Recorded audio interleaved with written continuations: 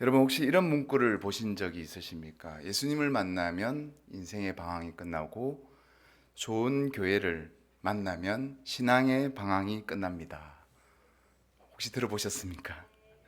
예, 제가 이전에 전도대 사역을 꽤 오래 이렇게 했는데 교회 전도지 문구입니다.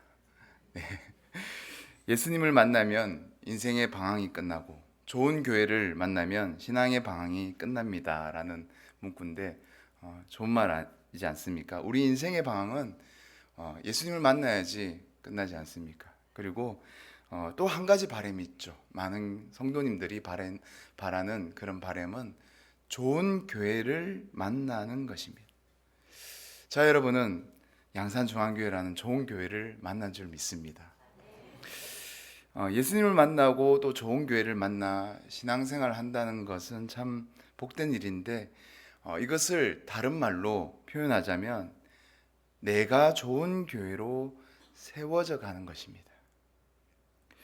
오늘 본문 말씀의 이야기에서도 이러한 한 여인이 등장합니다. 그리고 그 가족들이 있죠. 저들이 좋은 교회로 세워져 가는 과정을 오늘 말씀, 우리가 읽었던 오늘 이 말씀은 그것을 그리고 있습니다. 바로 먼저는 하나님을 경외하는 믿음을 가지고 나아가서 좋은 교회인 또 엘리사 선지자라는 분을 만나고 또 그를 통하여서 하나님께서 그 가정이라는 교회에 하실 일들에 대해서 오늘 말씀은 말씀하고 있습니다. 오늘 말씀을 통하여서 다시금 우리가 나는 정말 좋은 교회인지, 올 한 해 어떻게 좋은 교회로 세워져야 하는지, 또 우리 가정이 어떻게 좋은 교회로 세워져야 하는지 함께 고민하고 또 묵상하고 듣는 시간이 되었으면 좋겠습니다. 먼저 8절 말씀을 우리 함께 읽도록 하겠습니다. 하루는 엘리사가 수넴에 이르렀더니 거기에 한 귀한 여인이 그를 강건하여 음식을 먹게 하였으므로 엘리사가 그곳을 지날 때마다 음식을 먹으러 그리로 들어갔더라. 아멘. 성경은 정확히 왜 엘리사가 수넴이라는 이 지역을 자주 다녔는지, 또 오늘 본문에 등장하는 수넴 여인이 거주하는 곳을 또 자주 지나쳤는지 자세히 말씀해 주고 있지 않습니다. 중요한 것은 여인이 엘리사를 강건하여 음식을 먹게 하였다는 것입니다. 이 강건하여라는 말을 히브리어로 와타제크라는 말로 이제 표현하고 있는데 굳게 매다라는 뜻을 가지고 있습니다. 여인은 그런데 일반적인 여인이 아니었습니다. 8절 말씀을 우리가 읽었지만 이 여인에 대해서 성경은 어떻게 소개하고 있습니까? 귀한 여인이라고 소개하고 있습니다.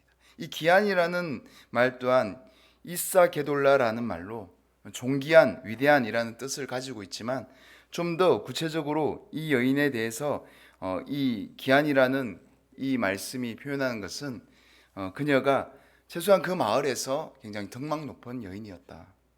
그리고 사람들에게 칭송을 얻었다. 그리고 경제적으로도 부유했다. 그리고 인품도 굉장히 유력한 그런 여인이었다라고 우리가 생각해 볼 수 있습니다. 이러한 여인이 어떻게 선지자 엘리사를 주목했을까요? 그 이유에 대해서 다음 구절이 말씀해 주고 있습니다. 9절 말씀을 우리가 함께 읽겠습니다. 여인이 그의 남편에게 이르되 항상 우리를 지나가는 이 사람은 하나님의 거룩한 사람인 줄을 내가 아노니, 하나님의 거룩한 사람인 줄을 내가 아노니라고 말씀합니다. 아마 처음부터 엘리사 선지자가 하나님의 거룩한 사람인 줄을 몰랐을 수도 있습니다. 그러나 만나고 또 만나고 만나다 보니까 엘리사 선지자로부터 하나님의 거룩함이 묻어나온 것입니다. 그러니까 이 여인은 먼저 하나님을 경외하는 믿음이 그 안에 있었죠.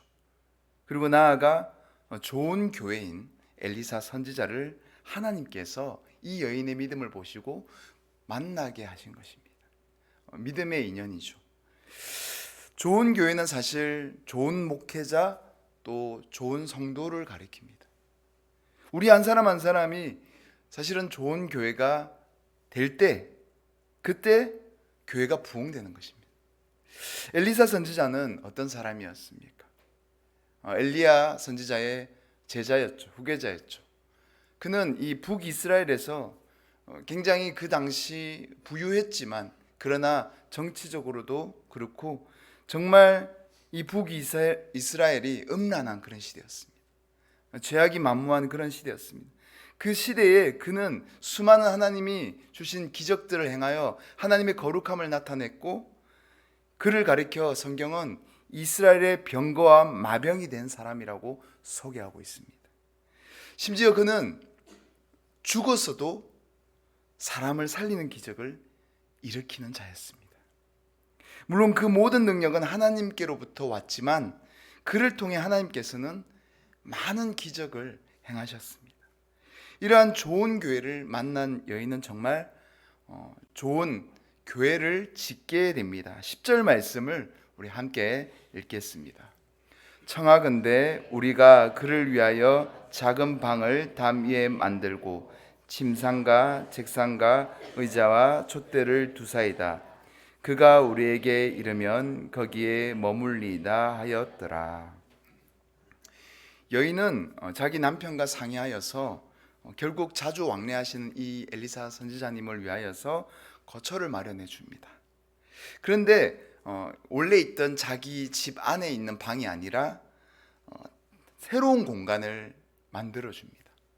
그뿐 아니라 성경을 보면 그 안에 기구들도 이렇게 마련해 줍니다. 침상과 책상과 의자와 촛대까지 비치해 주었습니다. 사실 이러한 기구들은 그 당시 성전에 비치하는 그런 기구들이었습니다. 그러니까 선지자였던 엘리사가 이곳에서 개인 묵상도 하고 또 기도할 수 있는 그런 공간을 만들어서 배려해 준 것입니다. 마치 성전, 교회를 자기 집에 지은 것이죠. 신약 성경에 조금 비슷한 여인이 여러분 생각나지 않습니까? 바울의 2차 전도 여행 때 빌립보 도시에 왔을 때 그를 환대했던 자주색 옷감 장사 루디아라는 여인입니다. 그녀 또한 당시 귀했던 자주색 옷감을 팔아 성공한 기업가였습니다. 그녀는 기꺼이 바울을 위해 자신의 집을 빌립보 교회로 내어준 여인이었습니다. 그 여인의 환대로부터 빌립보 교회는 시작되었다고 해도 과언이 아닐 것입니다.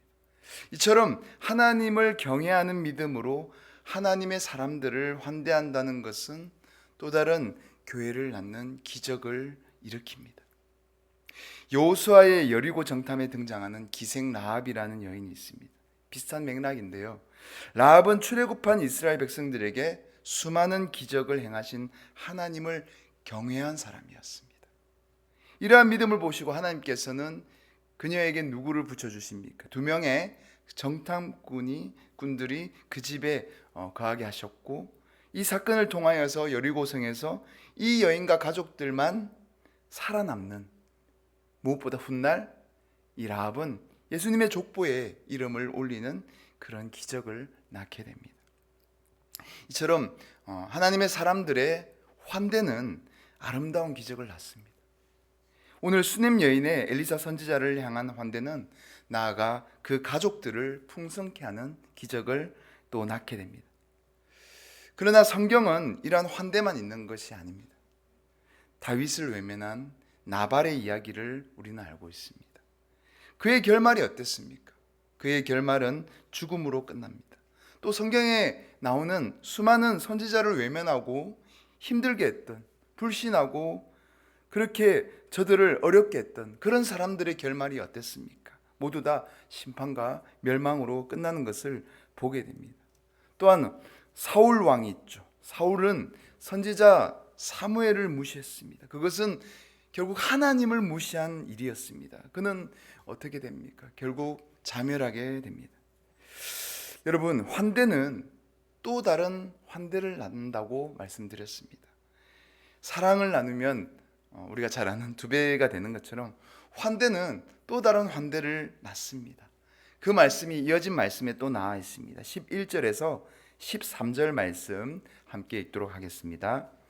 하루는 엘리사가 거기에 이르러 그 방에 들어가 누웠더니 자기 사환 게하시에게 이르되 이 수냄 여인을 불러오라 하니 곧 여인을 부르매 여인이 그 앞에 선지라. 엘리사가 자기 사환에게 이르되 너는 그에게 이르라 내가 이같이 우리를 위하여 세심한 배려를 하는도다. 내가 너를 위하여 무엇을 하랴? 왕에게나 사령관에게 무슨 구할 것이 있느냐 하니 여인이 이르되 나는 내 백성 중에 거주하나이다 하니라. 오늘 이 말씀에 하루는이라고 표현하고 있지 않습니까? 하루는, 그러니까 좀 전에 있었던 이야기와 조금의 시간 차이가 있는 그런 때라고 볼 수 있습니다. 엘리사는 어느 날 문득 여인에게 받은 환대를 갚아줘야 되겠다라는 생각을 하게 됩니다. 그런 마음을 가지고 사환 게하시를 통하여서 여인을 불러오게 됩니다. 그리고 물어봅니다. 내가 너를 위하여 무엇을 하랴? 왕에게나 사령관에게 무슨 구할 것이 있느냐라고 묻죠. 그러자 여인이 대답합니다. 나는 내 백성 중에 거주하나이다. 내 백성 중에 거주하나이다. 여러분 무슨 뜻입니까? 만족하고 잘 살고 있습니다. 바랄 것이 없습니다. 당장에 바랄 것이 없습니다. 큰 어려움이 없습니다. 라는 그런 대답입니다. 여러분 사람은 그렇잖아요. 어떤 환대를 베풀고 나면 고맙다는 인사라도 듣고 싶은 게 대부분의 사람의 마음이지 않습니까? 그러나 이 여인은 그것마저도 바라지 않습니다. 그리고 당장 큰 욕심도 없이 만족하고 감사하며 사는 사람이었습니다. 사실 엘리사가 왕에게나 사령관에게 구할 것이 있느냐라고 물은 것은 당시 북이스라엘의 정치 상황과도 많이 맞물려 있는 질문이었습니다. 당시 왕들은 군수물자가 필요했고 많은 귀족들과 부유한 사람들에게 막대한 세금을 거두어들이고 또 불필요한 자금까지 착취하는 그런 일들이 있었습니다. 그래서 분명히 엘리사 선지자가 볼 때 이 여인이 어려움이 있을 수도 있고 불필요한 자금을 대었을 수도 있기 때문에 어려움 없는지 내가 도울 게 없는지 물어본 것입니다. 그러나 여인의 대답은 전혀 나는 불만이 없습니다. 잘 살고 있습니다. 라고 대답하는 것입니다. 예수님의 산상수훈의 팔복의 말씀을 우리는 알고 있습니다. 그 중에 마음이 청결한 자는 복이 있나니 라고 말씀하죠. 그 뒤에 어떻게 말씀하고 있습니까? 마음이 청결한 자는 복이 있나니 그들이 하나님을 볼 것이며 라고 말씀하고 있습니다.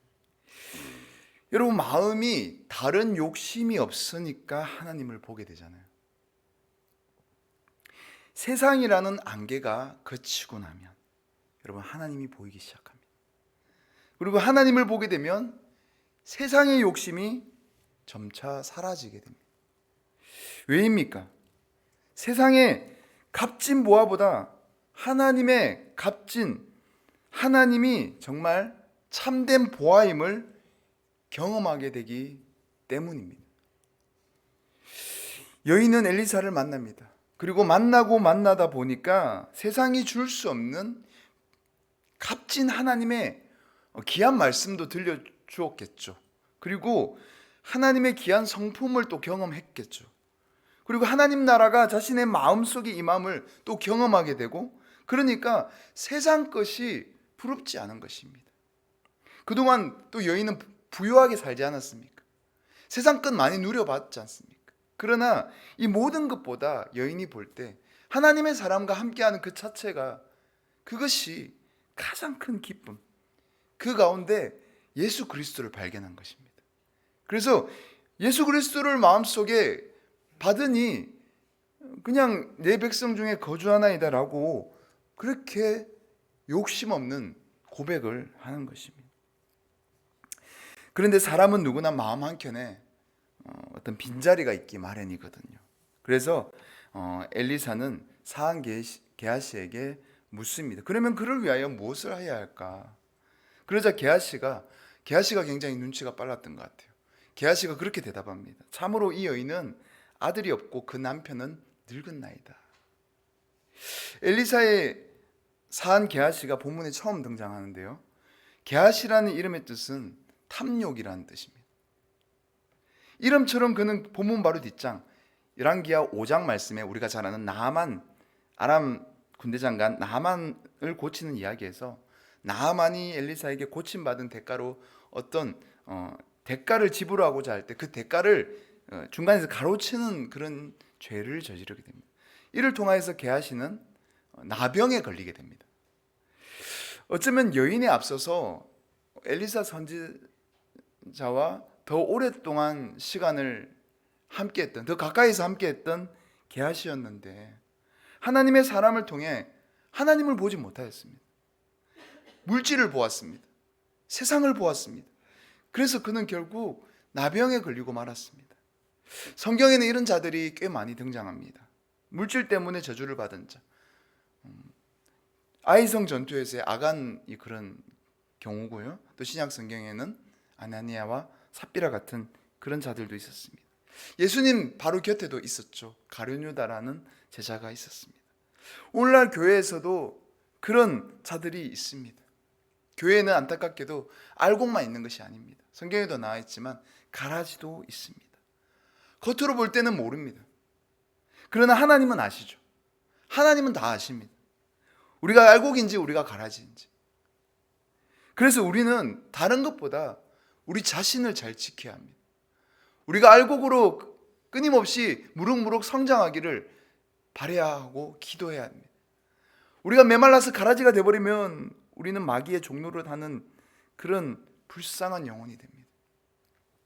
그러므로 늘 깨어서 다른 기도도 중요하지만 우리가 새해 어떤 기도를 해야 되겠습니까? 하나님, 내가 알곡으로 점점 자라게 하여 주옵소서. 세워지게 하여 주옵소서. 오늘 이 수넴 여인이 엘리사 선지자를 통하여서 예수님을 발견하고 그 말씀을 듣고 자라고 자란 것처럼 우리 또한 하나님의 말씀을 통하여서 우리 안에 그리스도가 더욱더 자라게 하심을 경험해야 될 줄 믿습니다. 그러나 우리는 세상 가운데 살아가고 있습니다. 그러므로 하나님을 가장 우선순위로 여기며 살지만 세상의 필요 또한 필요합니다. 그것을 누가 더 잘 아실까요? 하나님이 더 잘 아십니다. 그래서 하나님은 때에 따라 우리에게 이 땅에 살아갈 동안에 필요한 것들을 때에 따라 공급해 주십니다. 오늘 본문에서도 하나님은 엘리사 선지자를 통하여서 이 여인의, 수넴 여인의 궁극적인 결핍을 채워주십니다. 그 결핍은 바로 자녀가 없는 것이었습니다. 그래서 엘리사는 예언합니다. 한 해가 지나 이때쯤에 내가 아들을 안으리라. 결국 한 해가 지나서 정말 엘리사의 예언처럼 아들을 안게 됩니다. 그런데 우리는 이 이야기에서 놓치고 갈 뻔한 이야기가 있습니다. 그것은 수넴 여인의 남편의 이야기입니다. 앞서 그는 자신의 집에 엘리사 선지자의 거처를 지어주자는 아내의 제안에 수용하는 그런 태도를 보입니다. 가장으로서, 남편으로서 쉽지 않은 결정이었을 텐데 그는 허락합니다. 당시가 지금보다 어쩌면 더욱더 남성 중심의 사회임을 이해한다면 얼마나 그가 그녀와 더불어 하나님의 사람을 함께 존중했는지 우리는 엿볼 수 있습니다. 나아가 당시 이 정도의 부유층의 사람이었다면 본처가 불임이면 당연히 후처나 처벌 드릴 수 있는 게 일반적인 시대였습니다. 그러나 이 남편은 그렇지 않았습니다. 이를 통해 그가 얼마나 신실한 또 하나님을 경외한 사람인지 우리가 생각해 볼 수 있습니다. 본문에서는 그를 가리켜 늙은 남자라고 소개하고 있습니다.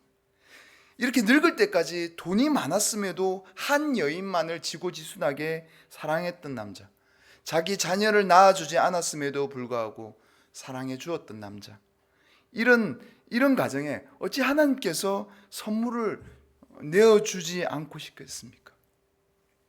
늙은 아브라함과 사라의 집에 이삭을 주신 것처럼, 또 사가랴와 엘리사벳의 집에 세례 요한을 주신 것처럼 하나님은 오늘 수넴 여인과 그의 신실한 남편에게 귀한 생명을 주셨습니다. 여러분, 여기까지만 하더라도 엘리사와 수넴 여인의 그 가족의 이야기가 해피엔딩으로 끝나는 것 같습니다. 그러나 우리 하나님은 어떤 하나님이십니까? 여러분, 우리 하나님은 우리보다 더 앞서가시고 우리를 더 잘 아시는 분이십니다. 우리에게 무엇이 더 필요한지 더 아시는 분이십니다. 이 여인에게 하나님은 이 여인과 이 가족에게 하나님이 보실 때 더 필요한 게 있었습니다. 더 줄 것이 있었습니다. 그래서 오늘 여인의 후반전 이야기가 이제 시작됩니다. 18절에서 20절 말씀 우리가 함께 읽도록 하겠습니다. 그 아이가 자라매 하루는 주수꾼들에게 나가서 그의 아버지에게 이르렀더니 그의 아버지에게 이르되 내 머리야 내 머리야 하는지라. 그의 아버지가 사안에게 말하여 그의 어머니에게로 데려가라 하매 곧 어머니에게로 데려갔더니 나까지 어머니의 무릎에 앉아 있다가 죽은지라. 생명에 이어 주신 하나님의 더 큰 선물이 무엇입니까? 죽음입니까? 생명을 주실 때는 언제고 왜 생명을 도로 거두어 가셨을까요? 19절에서 아이가 내 머리야 내 머리야 하는 것을 보고 사람들은 아이가 죽은 병이 그 당시 일사병이라고 그렇게 많이 추정하고 있습니다. 뜨거운 들판의 햇빛으로 인해 아이가 일사병으로 시름시름 앓다가 죽었다고 보고 있습니다. 작년 연말에 또 지금까지 교회에 많은 환우들이 있습니다. 긴급 기도 제목들이 올라오고 있습니다. 생사를 가로지르는 살얼음판 같은 교인들의 삶을 함께 기도하면서 함께 그 고통을 간접적으로 느끼며 연말을 보내고 또 지금도 그렇게 함께 기도하고 있습니다. 그 가운데 성탄절에 아기 예수님이 우리를 위해 오셨죠. 기쁘다 구주 오셨네 라고 기쁘게 찬양했지만 사실 예수님이 우리를 위해 오신 것은 십자가에서 죽임당하기 위해 오신 것입니다. 우리 영혼을 살리기 위해 당신이 대신 십자가에서 죽으려고 오셨습니다. 여러분, 그 아들을 보낸 하나님의 마음, 그 심정은 어땠을까요? 고작 33년 살다가 죽을 아들을 보내는 아비의 심정. 하나님은 지금도 수많은 믿음의 사람들에게, 그 가정에게 고통이라는 선물을 주십니다. 왜 주실까요? 우리 영혼에 있어 가장 큰 선물, 그것은 바로 하나님을 아는 것이기 때문입니다. 십자가의 복음을 진정 경험하고 마음에 새기는 축복이 하나님이 보실 때 가장 큰 축복이기 때문입니다. 천국으로 가는 하이패스와 같은 것이기 때문입니다. 한 번 구원받았다고 모두 구원받는 것이 아닙니다, 여러분. 우린 천국 가는 그날까지 십자가의 주님의 손을 붙들고 있어야 합니다. 그러나 많은 이들이 좁은 문이 아닌 넓은 문으로 다시 가려고 합니다. 편안하고 아늑하고 아무런 고통이 없는 길로 향하려고 합니다. 예수도 그렇게 믿으려고 합니다. 그러나 그 길은 성경에 나와 있지만 멸망으로 가는 길이라고, 마귀가 손잡고 가는 길일 수도 있습니다.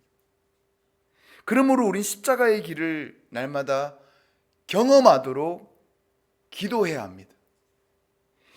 낮아진 마음, 겸손한 신앙을 늘 간직하도록 구해야 합니다. 오늘 여인은 이러한 두 번째 축복을 누리게 됩니다. 여인의 아들이 죽었지만 여인은 끝까지 그 생명을 놓지 않았습니다. 하나님의 선지자의 방에 죽은 아들을 눕히고 곧장 갈멜산에 있는 엘리사 선지자를 만나기 위해서 떠납니다. 그리고 여인이 남편에게 말합니다. 평안을 비나이다. 이어서 갈멜산에 있는 엘리사 선지자를 만납니다. 꽤 먼 거리였는데 마음의 평안을 빌며 너무나 아픈 고통과 마주하며 달려갑니다. 마치 하나님 아버지께 달려가는 자와 같습니다. 십자가의 주님 앞에 무릎 꿇고 부르짖는 기도와 같습니다. 그리고 엘리사를 만나 서로 이야기를 주고받습니다. 그 말씀이 26절 말씀입니다. 우리 26절 말씀을 함께 읽겠습니다. 너는 달려가서 그를 맞아 이르기를 너는 평안하냐 내 남편이 평안하냐 아이가 평안하냐 하라 하였더니 여인이 대답하되 평안하다 하고. 여러분, 위기의 상황이 되면 그 사람의 신앙을 엿볼 수 있습니다. 이전에 어떤 신앙의 동료가 있었습니다. 여러 차례 병원에 입원하는 그런 일들이 있었습니다. 주변에 그를 잘 아는 사람들은 왜 그에게 이러한 일들이 계속해서 일어나는지 말은 하지 않지만 어느 정도는 알고 있었습니다. 자기 자신만 알고 있는지 모르는지 매번 비슷한 상황의 반복입니다. 그러나 그럴 때마다 그는 똑같은 패턴입니다. 먼저 지인들에게 중보기도를 요청하고 정말 기도로 나가야 하는데 기도는커녕 매번 똑같은 패턴으로 일을 처리합니다. 어떻게 하냐면 자기가 아는 유명한 지인들을 총동원해서 유명한 의사에게 직통으로 전화를 겁니다. 수많은 생사를 오가는 예약 환자들을 뒤로 한 채 새치기에서 수술 날짜를 잡는 그런 모습을 옆에서 본 적이 있습니다. 하나님은 결국 그를 하나님의 뜻대로 다루셨습니다. 교구의 사역을 감당하다 보면 수많은 응급 환우들의 기도 제목들을 보게 됩니다. 생사의 갈림길 속에 교구 목사로서 제가 할 수 있는 일은 사실은 기도와 신방밖에 없습니다. 기도하는 것밖에 없죠. 그래서 운전을 하다가도 이렇게 문자가 오면 간단히 기도합니다. 주여 먼저는 고쳐주옵소서 함께 기도합니다. 근데 두 번째 기도가 사실은 더 중요하다고 생각합니다. 하나님 그 영혼을 붙들어 주옵소서. 그 영혼에게 평안을 주옵소서라고 기도합니다.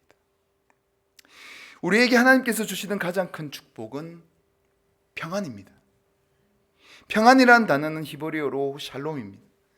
그 뜻은 우리말로 쉽게 직역하면 이런 뜻입니다. 걱정 말아라. 어렵게 나이 먹어서 기적같이 주신 아들이 어린 나이에 죽었는데 걱정이 안 된다는 말이 됩니까? 저도 가끔 상상해 봅니다. 하나님이 우리 아들을 먼저 데려가시면 어떤 마음일까? 이전에 사역하던 교회에서 25살 청년을 암으로 먼저 시한부로 보내야만 했던 어느 안수 집사님의 가족의 모습을 1년 동안 온 교인이 함께 아파하고 지켜본 일이 있었습니다. 그 집사님 부부의 얼굴에 웃음이라고는 찾아볼 수가 없었습니다. 그 전까지 늘 웃으며 인사해 주셨던 집사님들이셨는데 웃음기가 완전히 사라졌습니다. 1년 동안 늘 금요 기도회 때 암 환자 아들과 함께 같이 와서 정말 부르짖어 기도하였습니다. 그러나 결국 기적은 없었습니다. 하나님이 그 청년을, 그 아들을 데려가셨습니다. 비가 오는 날이었습니다. 온 교인이 청년의 장례식 예배를 드리며 함께 울었습니다. 그리고 며칠이 지나 주일에 집사님이 교회를 오셨습니다. 그런데 이전과 얼굴이 달랐습니다. 1년에 아들을 보내는 기도의 시간이 지난 후 아들을 천국에 먼저 보낸 후 집사님의 얼굴은 한마디로 평안이었습니다. 마냥 웃던 이전의 얼굴이 아니었습니다. 천국이 그 집사님의 얼굴에 스며든 모습이었습니다. 이전보다 더 성숙하고 성장한 얼굴이었습니다. 그 집사님이 저에게 이런 말을 남기셨습니다. 하나님이 벌써 한 10년 가까이 된 일입니다. 하나님이 저희 아들 데려가고 제가 그때 당시 막 전도사에서 목사가 되는 그 시간이었는데 그렇게 얘기하시더라고요. 하나님이 저희 아들 데려가고 대신 전도사님 아들 주셨네요. 잘 키워야 합니다라고 하더라고요. 저는 그 말을 듣는데 그 말이 아직도 10년이 지났는데 제 가슴 속에 있습니다. 그래서 정말 한편으로는 가슴이 아프고 한편으로는 더 책임이 느껴지는 말이었습니다. 그렇습니다. 자녀는 우리의 것이 아닙니다. 하나님이 주신 선물이고 또 언젠가 데려가실 수도 있는 하나님의 것입니다. 그러므로 우리는 늘 감사하고 겸손해야 합니다. 오늘 이 수넴 여인, 이 여인의 지금의 행동과 말 또한 마치 아이가 없었을 때와 같이 그런 모습입니다. 그리고 엘리사에게 와서 말합니다. 27절에서 28절 말씀을 함께 읽겠습니다. 산에 이르러 하나님의 사람에게 나아가서 그 발을 아는지라. 게하시가 가까이 와서 그를 물리치고자 하매 하나님의 사람이 이르되 가만두라. 그의 영혼이 괴로워하지만은 여호와께서 내게 숨기시고 이러지 아니하셨도다 하니라. 여인이 이르되 내가 내 주께 아들을 구하더이까 나를 속이지 말라고 내가 말하지 아니하더이까 하니. 정말 고통 중에 하나님 앞에 나와 울부짖는 그런 여인의 모습입니다. 그리고 결코 엘리사를 떠나지 않을 것이라고, 하나님의 사람을 떠나지 않을 것이라고 말씀하는데 30절 말씀 이어서 함께 읽겠습니다. 아이의 어머니가 이르되 여호와께서 살아계심과 당신의 영혼이 살아계심을 두고 맹세하노니 내가 당신을 떠나지 아니하리이다. 엘리사가 이에 일어나 여인을 따라가니라. 성경에 보면 룻이 있죠. 룻이 시어머니 나오미의 하나님을 붙쫓았다고 말씀하고 있죠. 그런 광경이랑 비슷한 모습입니다. 엘리사의 하나님을 붙쫓습니다. 또 10명의 자녀를 먼저 하나님께서 데려간 고난의 종인 욥의 어떤 그런 심정과도 같죠.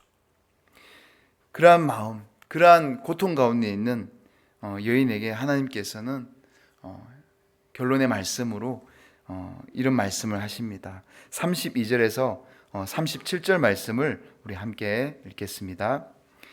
엘리사가 집에 들어가 보니 아이가 죽었는데 자기의 침상에 눕혔는지라. 들어가서는 문을 닫으니 두 사람뿐이라. 엘리사가 여호와께 기도하고 아이 위에 올라 엎드려 자기 입을 그의 입에, 자기 눈을 그의 눈에, 자기 손을 그의 손에 대고 그의 몸에 엎드리니 아이의 살이 차차 따뜻하더라.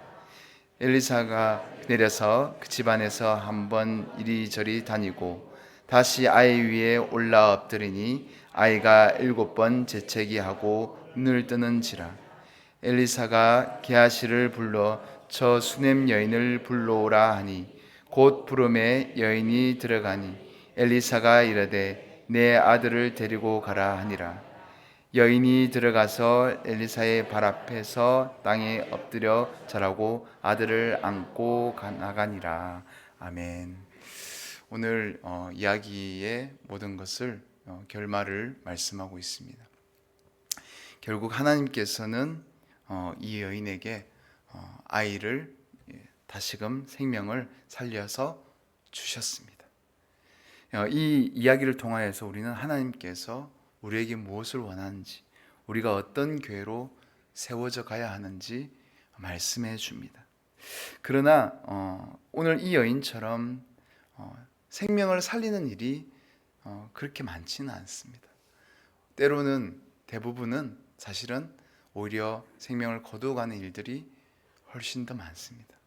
그러나 오늘 이 말씀을 통하여서 우리는 이 여인의 마음을 하나님께서 보시고 좋은 목회자인 또 엘리사 선지자를 보내주셔서 이 여인을 세워가고 이 여인의 가정을 세워가고 이 아들을 살려서 이 여인의 가정을 더욱더 교회로 세워가는 것을 보게 됩니다. 그 가운데 가장 중요한 것은 바로 평안입니다. 우리 가운데 하나님께서 주시는 그 평안은 우리가 때로 고통 가운데 있을지라도 하나님의 뜻을 헤아리고 우리가 그 고통 가운데 십자가만 볼 수만 있다면 그것이 하나님께서 우리에게 더 성장하고 성숙해 하는 그런 과정임을 믿고 나아가는 그런 믿음이라는 것입니다. 교회가 우리라는 교회가 올 2026년 더욱더 생명을 세우는 교회로 나아가기 위해서 우리가 더 성숙하고 성장해야 될 줄 믿습니다. 다른 사람이 성장하고 성숙하기를 바라는 그런 마음이 아니라 내가 먼저 더 성숙하고 성장하여서 더욱더 주님의 마음을 헤아리는 그런 성숙한 그런 성도, 그런 교회가 되어야 될 줄 믿습니다. 함께 기도하겠습니다. 하나님 아버지, 2026년 새해가 밝았습니다. 하나님, 올 한 해도 하나님의 말씀을 중심으로 살아가기를 원합니다. 악한 사탄 마귀는 우리에게 끊임없이 세상의 유혹과 세상의 것으로 유혹하지만 하나님, 우리는 세상 것보다 더 귀한 하나님의 말씀과 십자가의 주님을 더 품고 살아가기를 원합니다. 주여, 우리에게 더욱더 말씀해 주셔서 우리가 2026년에는 더욱더 성숙하고 성장하는 그런 교회가 되게 하여 주옵소서. 우리라는 교회가 세워질 때 우리 양산중앙교회가 세워지고 온 교회가 우리 교회를 통하여서 다시금 부흥되는 역사가 일어날 줄 믿습니다. 그래야 해서 우리가 더욱더 하나님의 빛이 되는, 소금이 되는 2026년 되게 하여 주옵소서. 거룩하신 예수 그리스도의 이름으로 기도드립니다. 아멘.